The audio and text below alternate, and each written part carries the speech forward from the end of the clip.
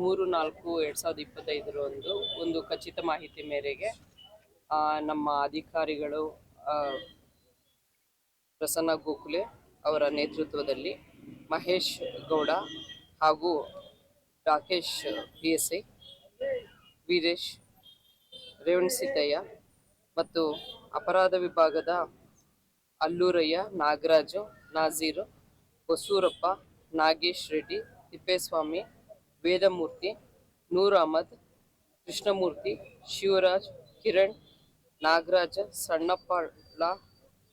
ಶರಣಪ್ಪ, ರವಿನಾಯಕ್, ಅಶೋಕ್, ಶ್ರೀರಾಮಾಂಜನೇಯ, ರೇವಣ್ಣ ಮತ್ತು ಬಾಲನಗೌಡ ಗೋವಿಂದ್ ರವರ ಸಮಕ್ಷ ಖಚಿತ ಮಾಹಿತಿ ಮೇರೆಗೆ ತಿಪ್ಪೇಸ್ವಾಮಿ, ಅಂಜಿ ಮತ್ತು ನಾಗರಾಜ್ ರವರನ್ನು ವಶಪಡಿಸಿಕೊಂಡು ಅವ್ರನ್ನ ವಿಚಾರಣೆ ಮಾಡಿದಾಗ ತಿಳಿದು ಬಂದಿದೆ.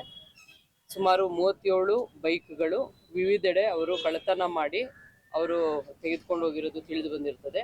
ಇದರಲ್ಲಿ ತೋರಣಗಲ್ಲು 3, ಕೌಲ್ ಬಜಾರ್ 2, ಕುರುತಿನಿ 2, ಬ್ರೂಸ್ಪೇಟೆ 3, ಒಟ್ಟು 10 ಪ್ರಕರಣಗಳು ನಮ್ಮ ಜಿಲ್ಲೆಯಲ್ಲಿ ಪ್ರಕರಣ ದಾಖಲಾಗಿರೋದು ಕಂಡು ಬಂದಿರುತ್ತೆ. ಉಳಿದ ಇನ್ನ 27 ಬೈಕ್ಗಳು ಎಲ್ಲಿ ಕಳ್ಳತನ ಆಗಿದೆ ಅನ್ನೋದು ಈ ಚಾರ್ಸಿಸ್ ನಂಬರು ಮತ್ತೆ ಬೇರೆ ಒಂದು ಮಾಹಿತಿ ಮೇಲೆ ಇದರ FIR ಆಗಿದೆಯಾ ಅಥವಾ ಈಗ ಹೊಸದಾಗಿ ಮಾಡಬೇಕಾ ಅನ್ನೋದ್ರ ಬಗ್ಗೆ ತನಿಖೆಯಿಂದ ತಿಳಿದು ಬರ್ತದೆ. ಯಾವುದೇ ದೂರು ಕೊಟ್ಟಿಲ್ಲ ಅಂತ ಇಲ್ಲ, 10 FIR ಆಗಿದೆ ಆಲ್ರೆಡಿ. ಇನ್ನು ಉಳಿದು 27 ಬೈಕು FIR ಆಗಿರ್ಬೋದು, ಆಗದೇನೂ ಇರ್ಬೋದು. ಅದ್ರ ಬಗ್ಗೆ ಫೈಂಡ್ ಔಟ್ ಮಾಡ್ತೀವಿ. ಏನ್ ಪ್ರೊಸೆಸ್ ಮಾಡ್ತಾ ಇದ್ದಾರೆ? ಅದರಲ್ಲಿ ಈಗ ಚಾರ್ಸಿಸ್ ನಂಬರ್ ತಗೊಂಡವ್ರದ್ದು ಓನರ್ ಯಾರು ಅದ್ರ ಬಗ್ಗೆ ತನಿಖೆ ಕೈಗೊಂಡು ಓನರ್ನ ಅಪ್ರೋಚ್ ಮಾಡ್ತೀವಿ.